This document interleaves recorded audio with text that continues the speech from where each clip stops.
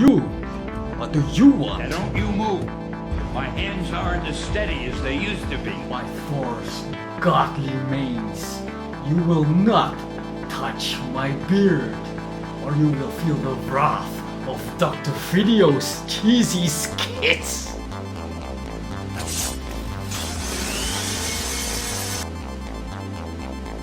Please, kind sir, don't touch my beard.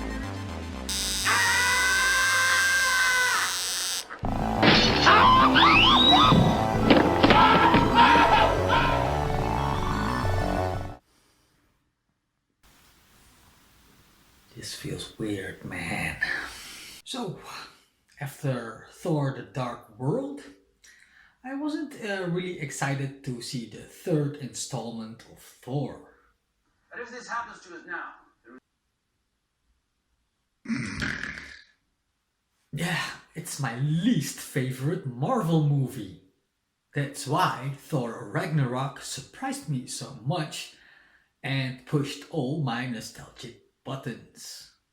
It's a crazy doomsday sci-fi comedy that doesn't take itself too seriously at all. My kind of movie. We're going through the big one. The devil's anus. Let's examine it a little closer. Anus? Wait. Whose anus? For the record, I didn't know it was called that when I picked it. For starters, the opening scenes were accompanied by Led Zeppelin's Immigrant Song.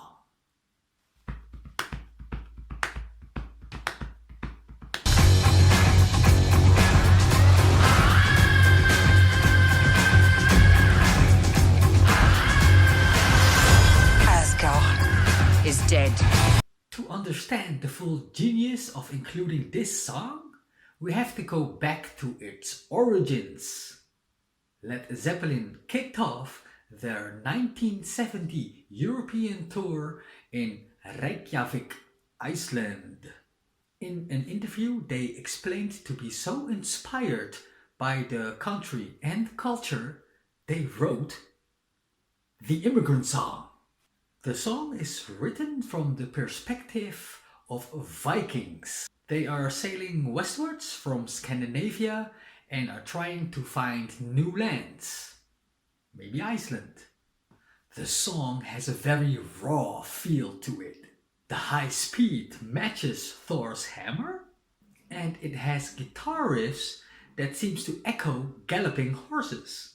It's heavily based on Norse mythology and emanates the battle cries of invading Vikings. Just listen to the lyrics.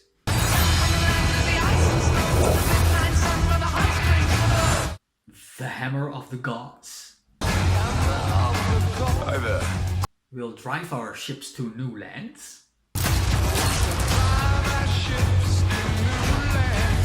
To fight the horde, singing and crying.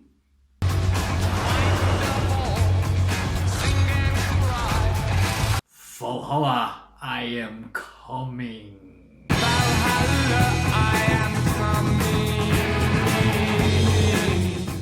Valhalla is a special heaven. It's a giant hall in Asgard, reserved for those who died in battle and ruled over by Odin. Dying in battle was seen as the greatest honor in Viking lore. It's not that terrible. In fact, some were afraid of dying a natural death that they asked to be speared on their deathbed. This sentiment can also explain most of the feels and spirit in this movie. At first glance, you might wonder why characters are taking things so lightly while there's a certain impending doom. But in the true Viking spirit, that's actually very logical. It's the most honorable way to spend your Viking life. Better to die trying or singing and crying, like the song says. Oh, yeah. And after death, they are looking forward to ascend to the very best department that Viking lore had to offer. With that in mind, it's not so strange that the characters keep throwing themselves in dangerous situations that could easily kill them. Having said that, it's quite incredible they transformed all of that into a sci-fi comedy. A mix of genres that I had not seen often before. It is mesmerizing to me with its space setting, 80s and 90s references, the synthesizer background music. I just listened to the soundtrack, the original motion picture soundtrack of Thor Ragnarok. That's my kind of shit. Really cool music. And all this was very super funny as well. It reminded me of the Guardians of the Galaxy movies. For more about those and some Chris Pratt inspired dancing, click the link up there. Back to Thor. Scripting comedy is one thing, but it's still a question of great timing and acting to really make it funny. Director Taika Waititi is primarily a comedy director. This guy is said to let actors improvise about 80% of their roles. 80%. I made the Dutchism.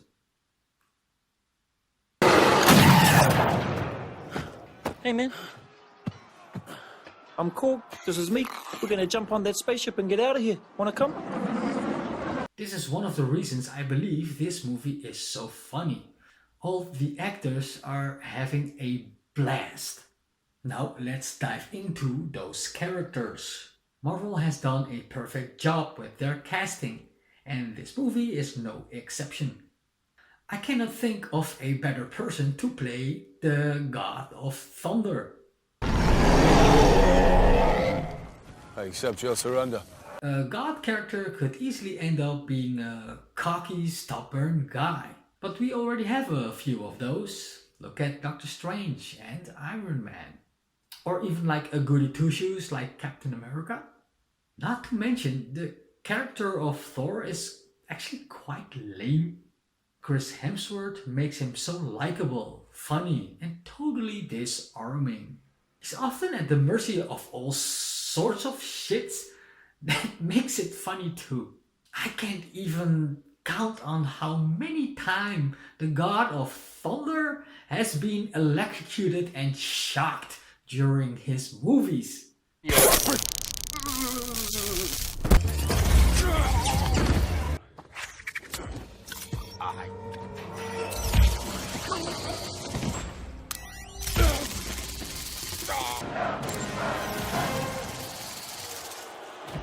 Yeah, that's your God of Thunder.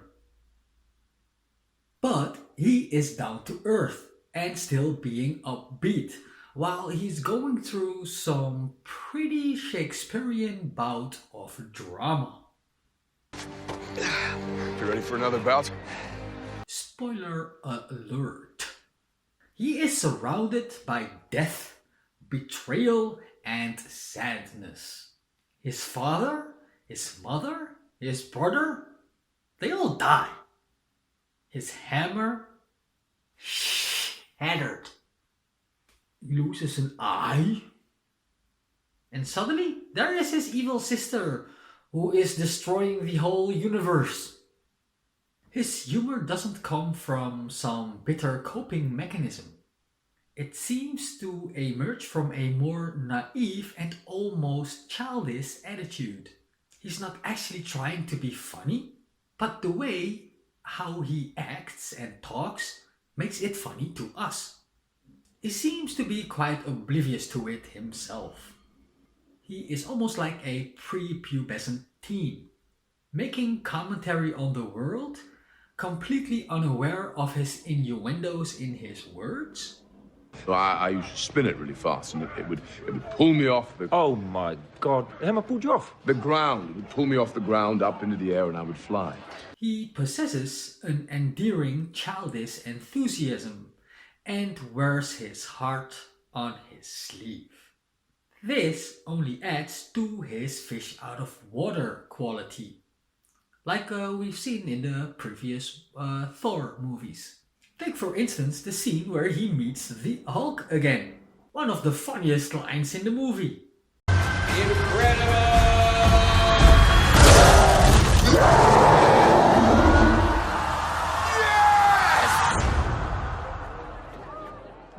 We know each other. He's a friend from work. Because it's in line with the director's spontaneous style, this line didn't come from script or even the actors. In an interview, Hemsworth said that they had a kid from the Make-A-Wish Foundation on their set. It's a foundation that grants the wishes of gravely ill children. And while shooting the movie, the child suggested this line. Just another reason why this movie is really awesome. Plus, when I saw this trailer, I also was like, yes! The Hulk! The movie with Thor in space! Thor's naive and fish out of water attitude is an excellent match for Hulk's emotional immaturity. They are quite similar when you think about it. Hulk like fire, Thor like water, Oh, kind of both like fire. but Hulk like real fire. Hulk like raging fire, Thor like smoldering fire. They are both insanely strong, charismatic, and at times terribly awkward. Both are missing a certain social sophistication. In fact, the Hulk is so strong, they've been pretty clever about where to include him. They had to exclude him from the battle from Civil War. Otherwise, it would be like piece of cake, Hulk smash, and you win. Oh yeah, and also that the thing with the rights of the Hulk, they are owned by Universal. Fucking Universal. Put those copyright strikes up your butt. At length about how the Hulk standalone movie, it's probably just not going to happen. He said, how about we take that and we stretch that over the next 3 movies as your characters and Hulk character arc? And I said, that's great. And that's what we've been doing. So I will get a standalone Hulk movie, and we will work around Universal, and we'll do it in 3 movies instead of 1 movie. So take that, Universal. Now what are you going to do? You could have had a piece of this, but no, we haven't done it. So they cannot make a standalone movie for the Hulk. But still, they obviously wanted to please the fans. And how they did that?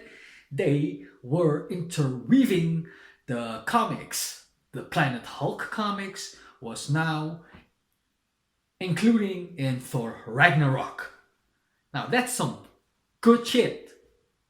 Suck it, Universal. So I think this movie has the best portrayal of the Hulk. Also, I have to mention that Hulk when they're on Planet Sakaar, we have Jeff Goldblum. And Jeff Goldblum is, okay, yeah, he's playing the Grand Master, but he's being Jeff Goldblum. And Jeff Goldblum as the Grand Master is just Jeff Goldblum.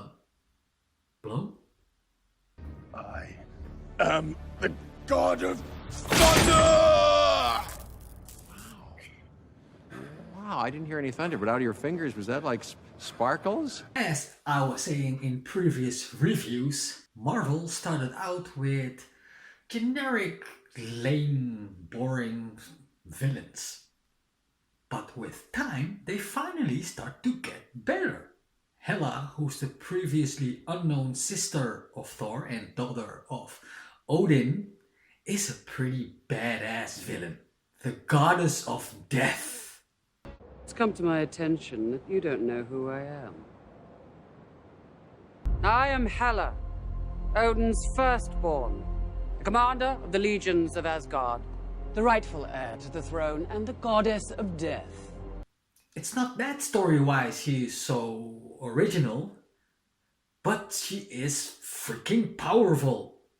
And she is played by Cate Blanchett, acting powerhouse known for a wild diversity of movies. We briefly saw her intimidating evil side as Galadriel in the first Lord of the Rings. In place of a Dark Lord, you would have a queen! Not dark, but beautiful and terrible as the dawn! All shall love me and despair!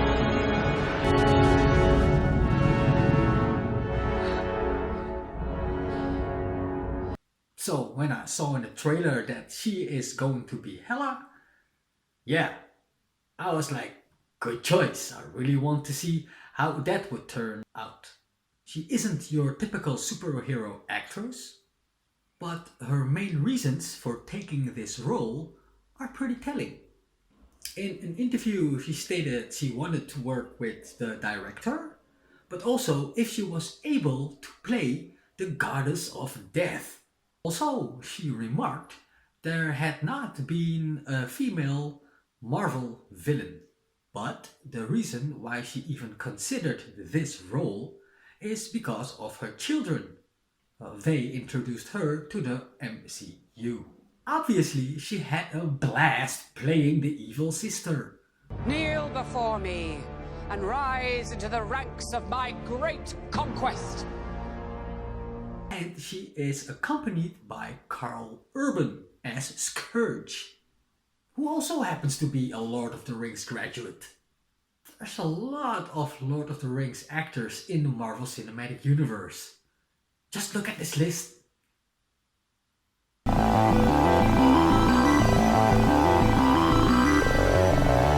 this movie, he plays a typical opportunist, picking sides whenever they favor him.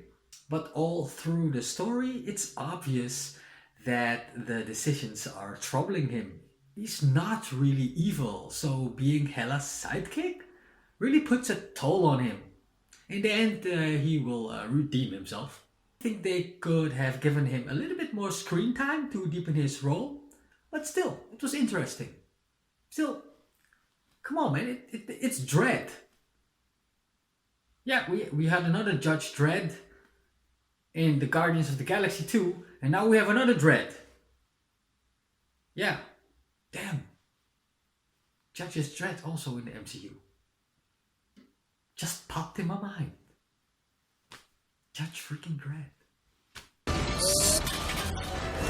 I am the law! I am the law. I am the law. I like how they interwove all the different Marvel characters in this movie. Not just only the Hulk, but also Doctor Strange. When Thor is visiting Earth, Doctor Strange is already an established name over there. And man, the encounter with Doctor Strange and Thor.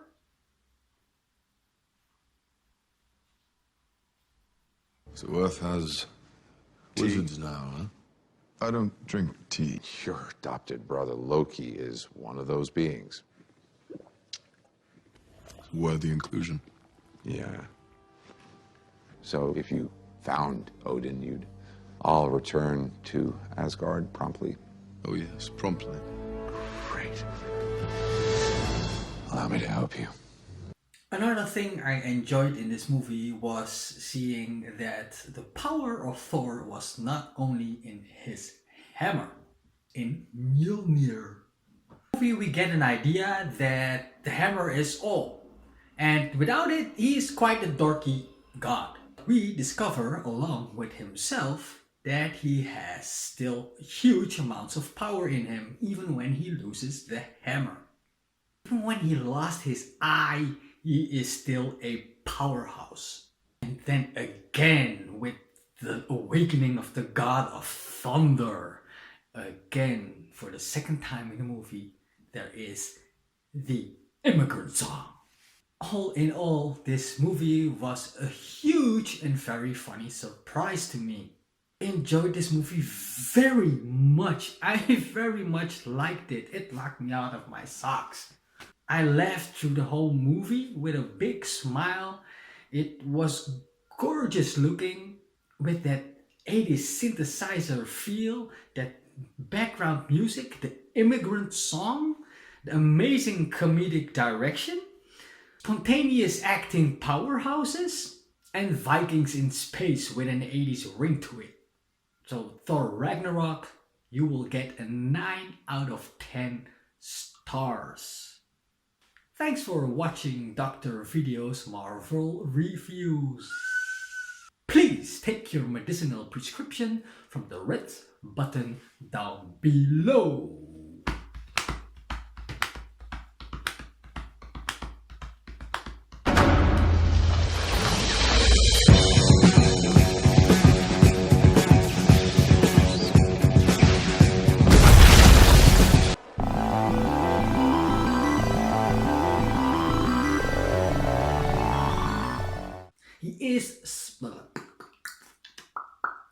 He possesses is going through some